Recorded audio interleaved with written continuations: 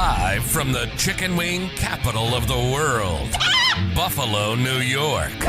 You're listening to the Child Care Bridge Podcast, your source for the best tips, tools, and tactics on how to market and grow your child care center, ensuring total domination. Total domination. This is the Child Care Bridge, and this is your host, Michael Tasner.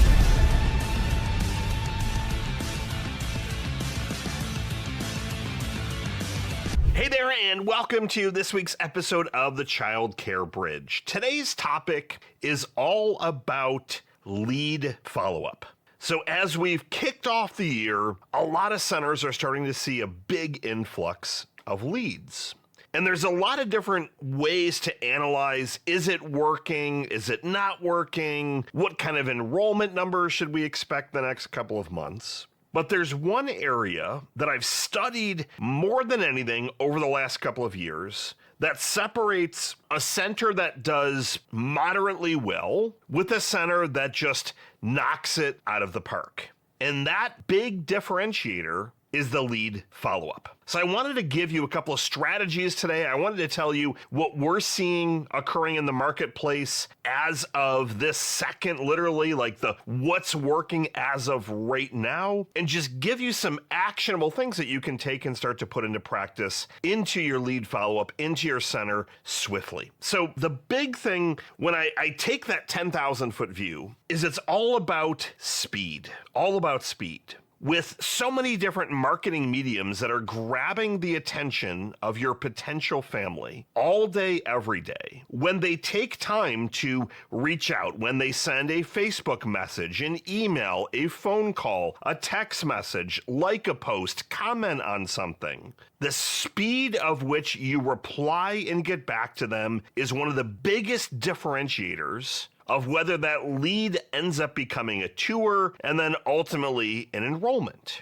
You might say, well, Michael, how fast are we talking? Literally as fast as you possibly can, that lead or that marketing method needs to happen.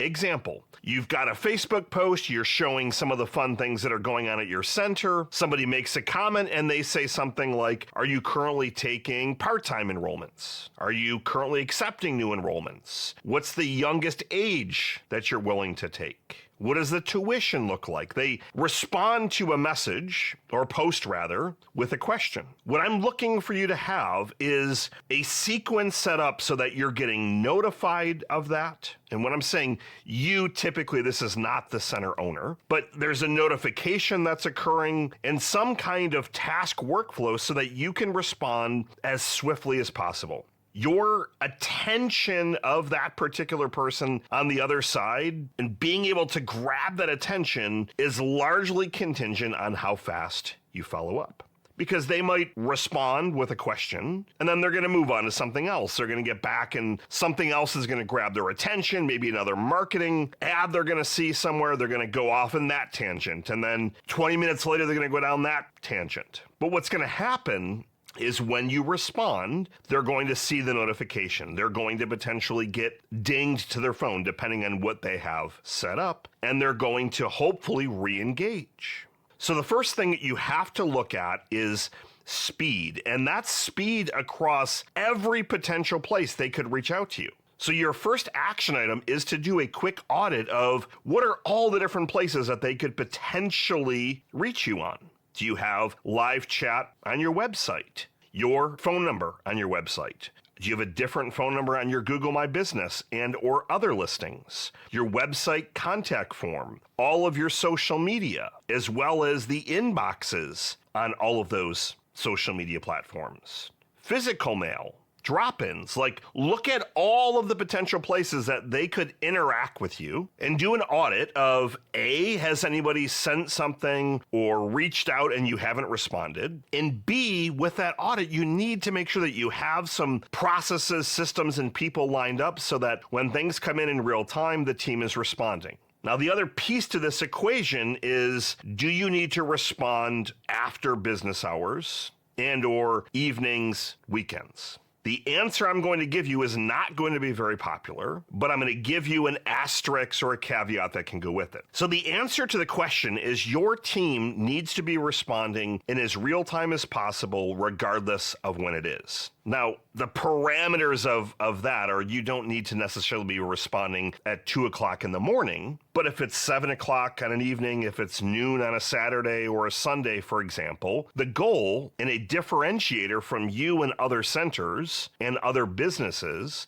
is your speed. So the caveat that I like to provide is whomever is responsible for checking, getting back to those things, those posts, those comments, questions, etc., you can give them a little bit of leeway in the sense of they can take a little bit of extra time off during the week, for example, if they're having to do work in evenings and weekends. So that arrangement can be made. So it's not one of those where, hey, I want you to work 40 hours doing all of your normal tasks, and then, oh, by the way, if anyone sends anything up until 11 p.m., I expect you to reply. You've got to have a little bit of leeway there so that it's kind of a give and take, because what you don't want to do is drive your staff away where they're literally glued to their phone, their computer, because they're so anxious to make sure they don't ever miss something. But the first piece to this whole lead follow-up question is speed. The quicker you respond, the better your results are going to be. There's study after study after study that shows the companies that follow up faster close more deals. The same exact data applies to centers. So we took last year all of the different centers that we work with, and we looked at all of the different inbound messages, the phone calls, the emails, the lead forms, and we added a column of lead in and then first reply. And the data completely proved itself true. The centers that responded quicker closed more tours, closed more enrollments, black and white.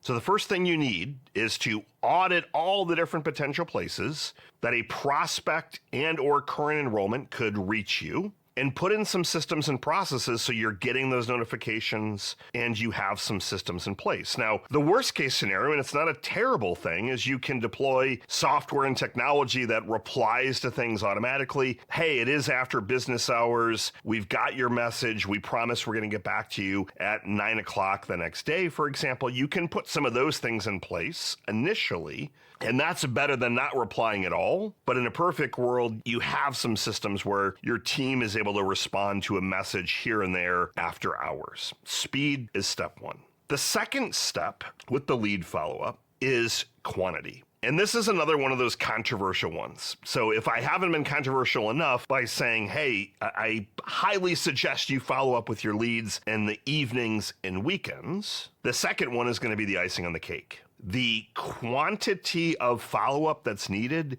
is about 10x what you might be expecting. So if you're thinking somebody calls in, we have a good conversation, we say we're going to follow up, a couple days go by, we follow up once or twice, we don't hear back, that's the end of it. Literally 10x what you're thinking.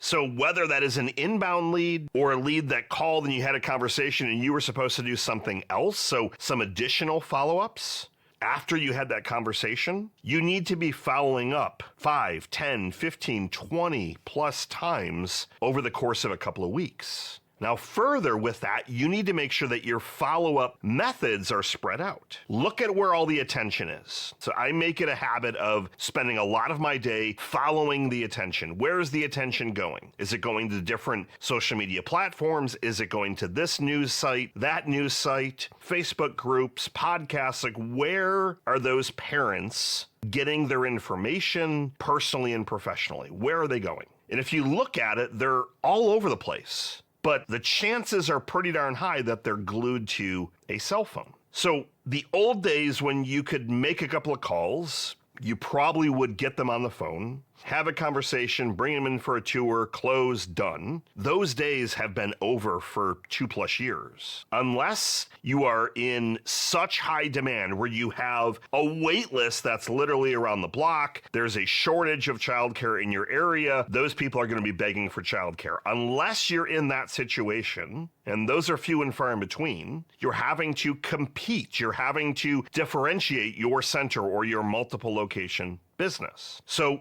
that lead comes in. Let's say they fill out a website form. The expectation from my side for you to have the best results, are you attempting to call that lead 3 times in the first 24 hours. In addition to calling, you should be sending a couple of text messages. You should be sending a couple of emails. If you really want to amp it up, you could be sending them a message on Facebook. Now, make sure that you're doing all this stuff within compliance. So for you to be able to text message people, you need to make sure that they've given consent in your opt-in messages. When you send the first message, they have to have the ability to opt out. So you have to be careful there. It's one of those gray areas, but mass text message marketing, it is long past. Like, that is not one of those things that really you can scoot by. So you want to stay above board. But from that lead follow-up, not only am I telling you, hey, you have to do this quickly, over the course of 2 weeks, the best converting centers typically have made 7 to 10 follow-up attempts 3 different ways.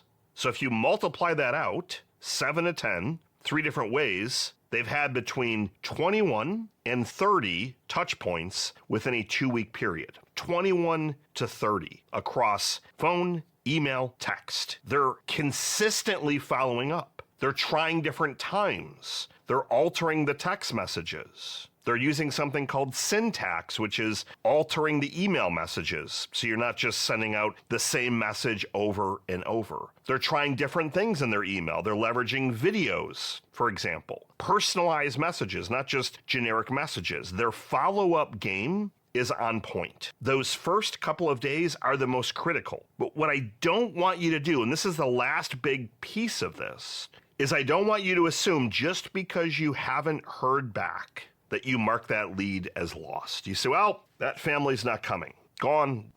They must not have been interested. It must have been a bad lead. Speed as step 1. Step 2 is to get all of those sequences lined up so that your team knows when a lead comes in, here's what you're going to do. You're going to make this phone call. You're going to leverage this script. This email is going to go out. This text message you're going to send. You're going to follow up again. All this stuff should be tracked in a customer relationship management platform. So the quantity of follow-ups combined with speed increase your chances exponentially of getting that particular family in for a tour. But the final equation is not ruling out those leads as dead or lost. When we've looked at the data, traditionally, the first 2 weeks is when you're going to convert them into a tour. And we found that roughly 87% of the time, those first 2 weeks were the most important. That had the highest conversion of going from a lead, so raising their hand, to getting them in for a tour. However, that still left 13%. That also left roughly 20%. You might say, well, Michael, the math doesn't add up. When we looked at all the leads in a whole, we wanted to figure out what percentage of leads converted traditionally in those first 2 weeks, or at least responded with something, and it was 87%.